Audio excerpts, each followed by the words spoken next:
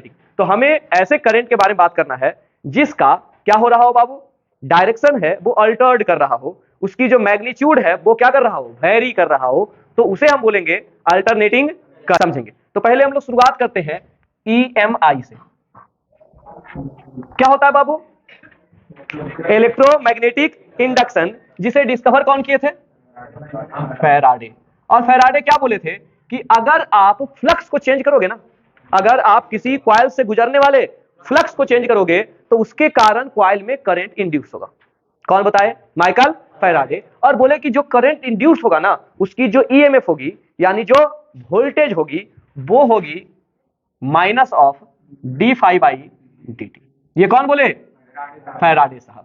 ठीक, तो बाबू हम लोग एक काम करते हैं कि इन्हीं के प्रिंसिपल पर आधारित एक डिवाइस बनाते हैं जिसे हम चाहते हैं कि करंट प्रोड्यूस हो, करंट क्या हो, जनरेट हो। कौन, माइकल फैराडे बोले कि अगर आप करंट की वैल्यू को अल्टर्ड करिएगा, करंट की वैल्यू को सॉरी फ्लक्स को, किसी कॉइल से लिंक होने वाले फ्लक्स को अगर आप क्या करिएगा, चेंज करिएगा, तो उसके कारण कॉइल में करंट जनरेट होगा। क्या जनरेट होगा, करंट जनरेट होगा, जिस करंट का EMF यानी वोल्टेज जो होगा वो इस फॉर्मूला के द्वारा ऑब्टेन होगा। तो हम बोले कि फ्लक्स चेंज करने से करंट इंड्यूस होता है ना, तो चलो एक डिवाइस बनाते हैं जिसमें हम फ्लक्स को चेंज करते रहेंगे और करंट जनरेट होते रहेगा।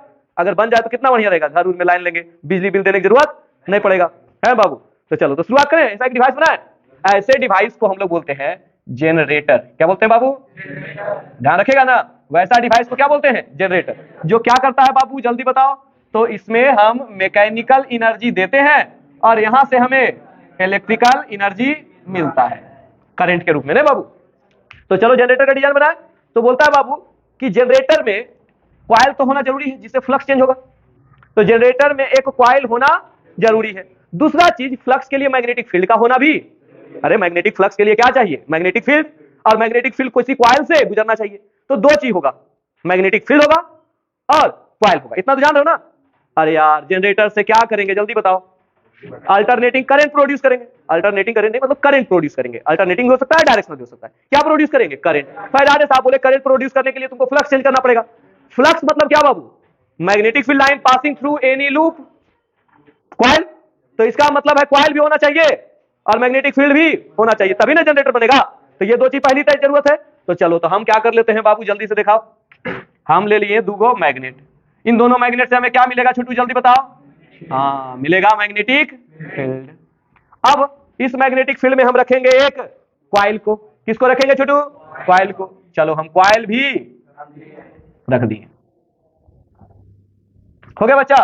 अब देखो ये कॉइल को घुमाना है, क्या करना है, घुमाना है। तो इसमें हम क्या करेंगे ना, वो रड बांध देंगे बीच में से। अब रड को घुमाएंगे तो क्या होगा, कॉइल भी घूमेगा। जैसे कॉपी लो, ये मान लो तुम्हारा कॉइल है और इसमें क्या बांध दिए, रड। अब रड घुमाएंगे तो कॉइल क्या होगा, घूमेगा ना। इस रड को हम लोग बोलते हैं एक्सल। सिंपल सा समझो, रड को क्या बोलते हैं, एक्सल। एक्सिस का काम करता है ना बाबू, जिसके राउंड ये घूमता है। ठीक, अब बाबू एक बात बता देते हैं, कॉइल तो ऐसे बना होगा नहीं, तार को लपेटने से बना होगा ना। तार का दो एंड होगा, एक एंड इधर एक एंड इधर। ठीक, अब हम इसको क्या करेंगे बाबू, घुमाएंगे। क्या करेंगे, घुमाएंगे। कैसे घुमाएंगे, बोलेगा कैसे घुमाएंगे सर, तो बोले पेंडल जानते हो रे, साइकिल में पेंडल देखे हो, वैसे लगा देंगे, घुमाएंगे। अब ऐसे घुमाएंगे छोटू तो क्या होगा, ये बाहर जाएगा, ये वाला एंड अंदर जाएगा ना छोटू, ऐसे होगा ना। ठीक, अब जब ये घूमेगा क्या होगा, घूमेगा तो मैग्नेटिक फील्ड और जो एरिया का डायरेक्शन है, मैग्नेटिक फील्ड और एरिया आपको पता है ना। मैग्नेटिक फील्ड देखो फिगर में कितना दिख रहा है, ऐसे दिख रहा है ना, और कॉइल दिख रहा है ऐसे, दिख रहा है ना रे। अब जो कॉइल है ना उसका एरिया उसके परपेंडिकुलर होता है। तो कॉइल अगर हॉरिजॉन्टल है तो उसका डायरेक्शन किधर होगा, एरिया का परपेंडिकुलर। ठीक, वर्टिकल एंगल कितना है 90 डिग्री। अगर हम इस कॉइल को घुमाएंगे तो ये एरिया का डायरेक्शन भी घूमेगा, एंगल चेंज होगा, एंगल चेंज होगा तो फ्लक्स चेंज होगा, और फ्लक्स चेंज होगा तो करंट जनरेट होगा। तो पहले काम करते हैं फ्लक्स फाइंड करें। तो बाबू जो जनरेटर के कॉइल से गुजरने वाला फ्लक्स है, जनरेटर के कॉइल से गुजरने वाला फ्लक्स, उसका फॉर्मूला क्या हो जाता है बाबू, तो पहले जय को टर्म है लिखो, तो मान लेते हैं यन टर्म है, तो यन बार हो जाएगा ना बाबू, मैग्नेटिक फील्ड इंटू एरिया और इंटू कॉस थीटा। यही होता है फ्लक्स का formula, B A cos theta. पर चूंकि यहां पर यन है टर्म तो क्या हो जाएगा, एन बी ए। ठीक, N B A cos theta. अब एक बात बताएं, थीटा को तुम लोग लिख सकते हो, चूंकि जानते होगे तुम लोग कि जो ओमेगा होता है वो होता है change in angle per unit time. कौन कौन ये बात पढ़े बताओ तो जल्दी से। अरे angular velocity, rate of change of angular displacement. Angular velocity क्या होता है? Rate of change of angular displacement, यानी ओमेगा बराबर थीटा बाई टाइम। तो बाबू थीटा बराबर क्या हो जाएगा बाबू जल्दी बताओ? Omega into T. तो फाई बराबर क्या हो गया? N B A cos omega T. अब हम निकालना चाहते हैं कि ईएमएफ कितना जनरेट होगा। क्या जनरेट होगा? कितना? ईएमएफ। तो हम बात करेंगे for EMF in the coil. जब हम इसको घुमाएंगे तो इसमें कितना वोल्टेज जनरेट होगा? तो उसके लिए तो फार्मूला जानते हो, ये होगा minus D phi by D T. बता बाबू, माइनस डी और फाई की जगह पर N B A cos omega T by D T.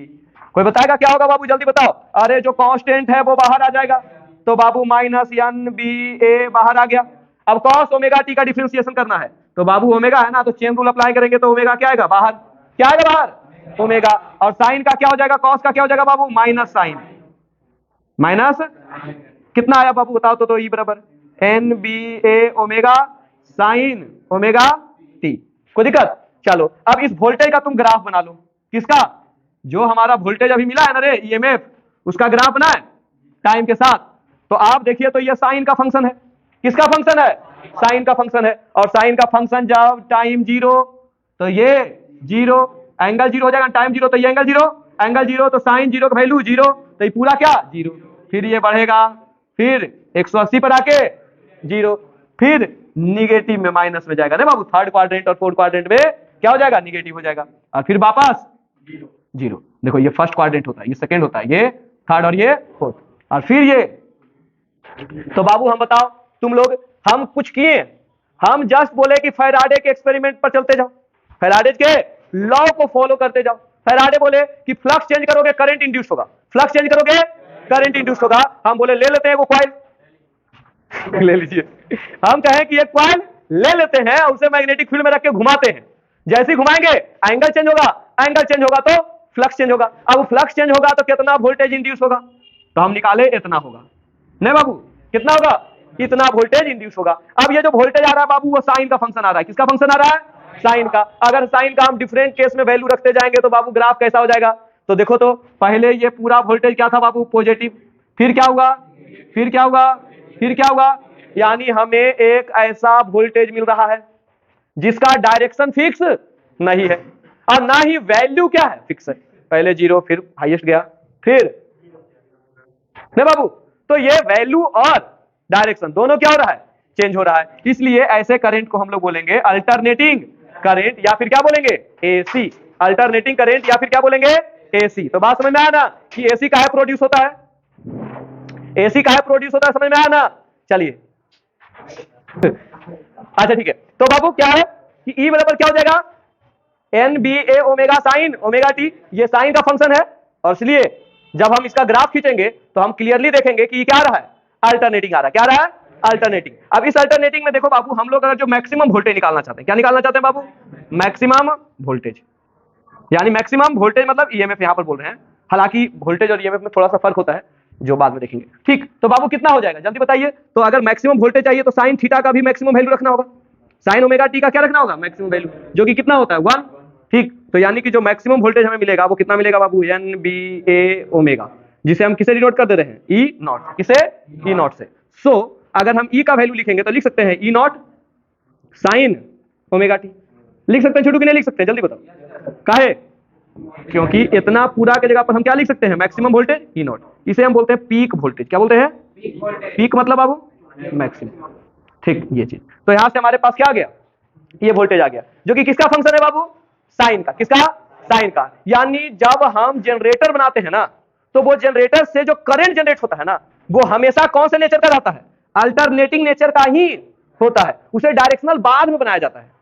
Chemical के द्वारा जो मिलता है ना, वो डीसी करंट होता है। कैसा होता है? जैसे बैटरी उटरी में ना बाबू, सेल वगैरह में। लेकिन जो जनरेटर के द्वारा करंट जनरेट होगा ना, वो हमेशा क्या होगा? अल्टरनेटिंग ही होगा। कैसा होगा? अल्टरनेटिंग ही होगा एसी। क्यों? क्योंकि प्रिंसिपल ही कह रहा है कि तुमको जो वोल्टेज मिलेगा वो कैसा मिलेगा? साइन का फंक्शन मिलेगा, और साइन का फंक्शन अल्टरनेटिंग होता है। कोई दिक्कत? चलिए, तो ये था काउज ऑफ एसी कि बाबू हम एसी चैप्टर काहे पढ़ रहे हैं, अलग से काहे पढ़ रहे हैं बाबू? एक के बाद डीसी खाली पढ़ते हैं, अल्टरनेटिंग करंट दुनिया से खत्म कर देते हैं। अब अल्टरनेटिंग करंट रहेगा नहीं, सब चीज किस पर यूज करेंगे? डीसी पर। आपको पता है ये जो टीवी है ना, टीवी में छोटा छोटा लगा हुआ है एलईडी, क्या लगा हुआ है, और इसको चाहिए कौन सा वोल्टेज बाबू, डीसी वोल्टेज। यानी टीवी में तुम एसी देते हो तो पहले उसमें एक डिवाइस लगल है जो उस एसी को डीसी में बदलता है, तब जाकर टीवी क्या करता है, चलता है। तो मैक्सिमम डिवाइस जो तुम्हारा वर्क होता है, जो कि अगर आयरन वगैरह हीटिंग इफेक्ट वाला नहीं है तो जो डायोड और ट्रांजिस्टर से बना हुआ है, चाहे कंप्यूटर हो, मोबाइल हो, ये सब वगैरह, ये सब चलता है डीसी वोल्टेज पर। किस पर? तो हमको क्या करना पड़ता है, जो घर में एसी आया है उसको पहले डीसी में कन्वर्ट करते हैं, फिर यूज करते हैं, उसके बजाय डायरेक्ट डीसी में यूज करते हैं। ये चैप्टर भी पढ़े, लेकिन क्या करें कि जहां से करंट हम जनरेट करते हैं ना, वहां पर ही हमको क्या कैसा मिल जाता है, एसी मिल जाता है। इसीलिए हमको क्या करना पड़ता है, एसी को ही कंटिन्यू करना पड़ता है, एसी को फिर डीसी में बदले, फिर ऐसे करें। उससे बढ़िया क्या करते हैं हम लोग, एसी में ही घर तक ट्रांसमिट कर देते हैं, और तुमको जैसा यूज है उसके अकॉर्डिंग क्या कर लो, कन्वर्ट कर लो। तो ये पीछे लॉजिक है, क्या इतना समझ में आया? ठीक, ये बेसिक था, भूमिका था, इस चैप्टर के बिहाइंड की बात कर रहे हैं, है ना। इस चैप्टर से इसका लेना देना नहीं है, हम डायरेक्ट यहां से शुरू कर सकते थे कि देखो ऐसा वोल्टेज होता है एसी में, लेकिन हम चाहते थे कि तुमको ये चीज पहले से क्या हो, पता हो। तो इरेज करें इसको। करंट क्या है, नहीं बाबू, एसी करंट क्या है? तो ऐसा करंट जिसका मैग्नीट्यूड और डायरेक्शन है वो टाइम के साथ पीरियोडिकली वेरी करे, उसे हम क्या बोलेंगे, अल्टरनेटिंग करंट बोलेंगे। तो क्या बाबू, the current whose magnitude and direction periodically varies with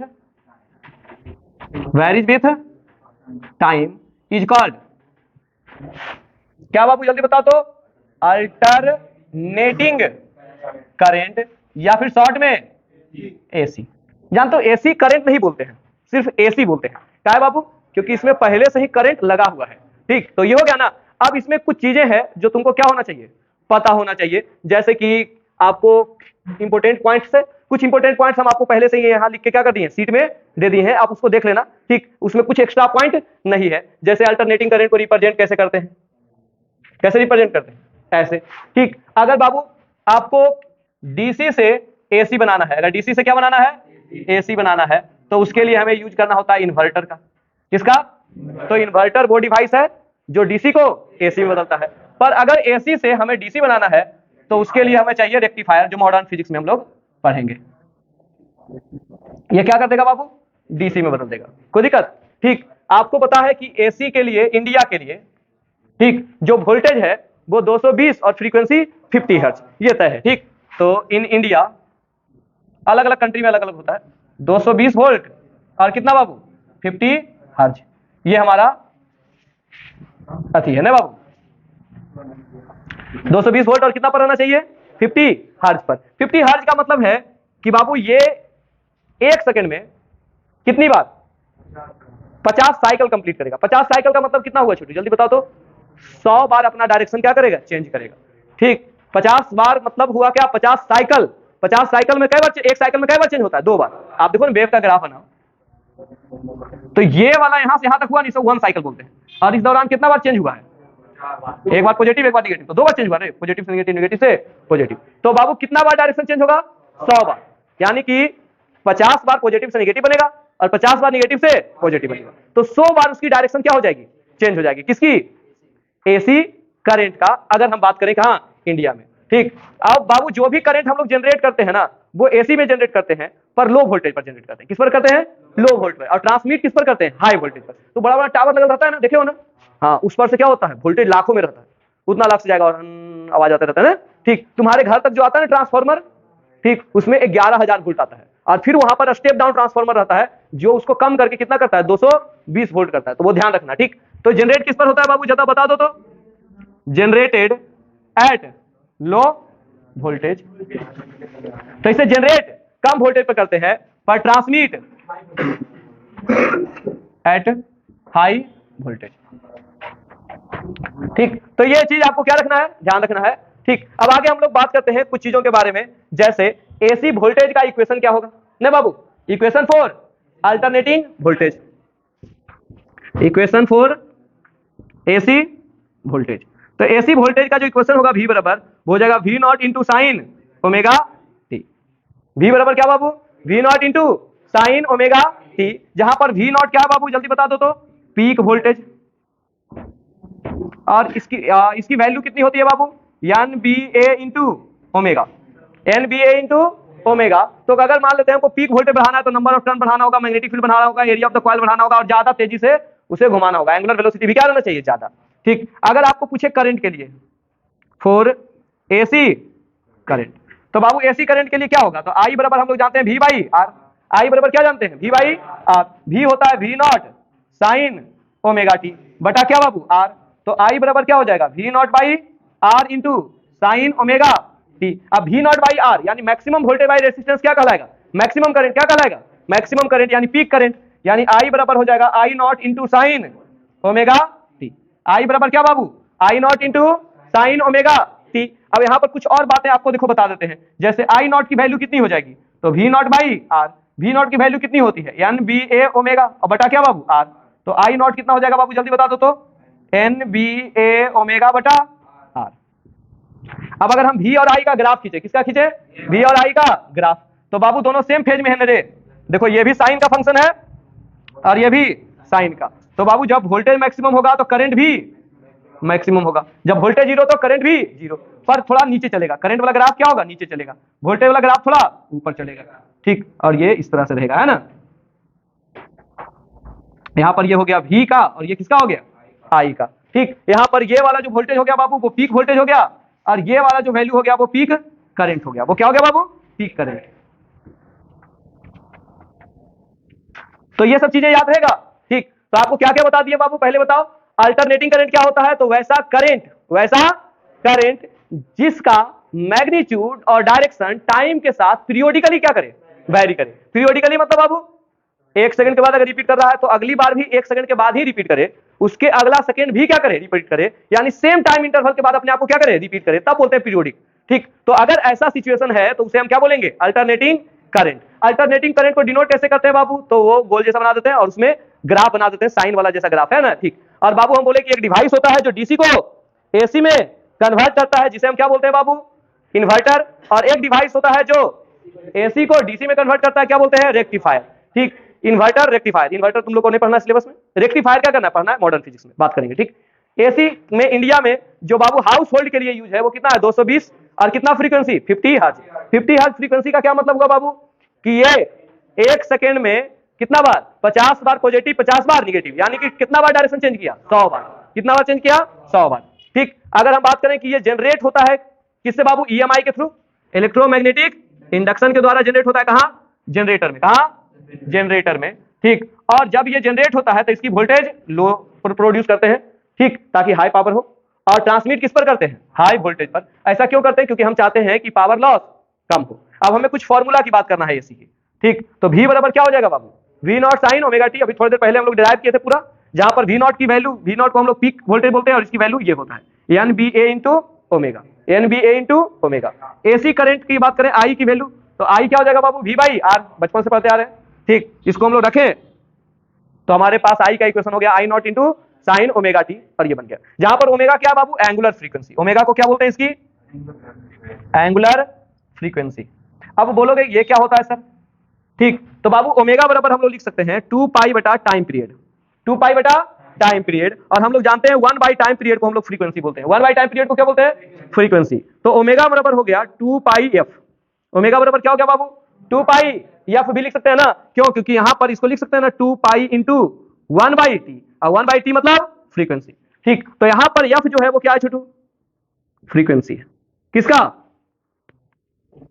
AC current की फ्रीक्वेंसी। तो अगर हमको फ्रीक्वेंसी पता है तो हम ओमेगा निकाल सकते हैं, ओमेगा पता है तो बाकी सारा चीज भी क्या कर सकते हैं हम लोग निकाल सकते हैं। आई होप कि इतना तो समझ में आया होगा, है ना बाबू।